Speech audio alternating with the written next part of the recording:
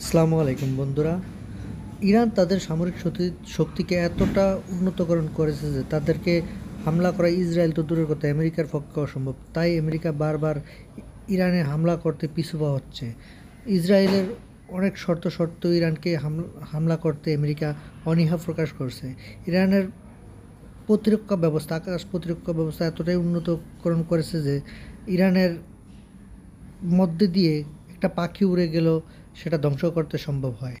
আগামী দিনে ইরানকে মুসলিম বিশ্বের পরাশক্তি এবং মধ্যপ্রাচ্যের পরাশক্তি হিসেবে বিবেচনা করেছে অনেক দেশই।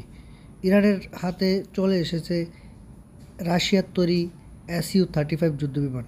এর মধ্যে কয়েকটি ইরানে এসে পৌঁছেছে। ইরানের প্রতিরক্ষা ব্যবস্থাকে উন্নতিকরণের জন্য যা যা করণীয়, যা যা করার দরকার সব কিছুই করতে চলেছে আয়াতুল্লাহ আলী খামেনির দেশ ইরান। জিন্দাবাদ ইরান।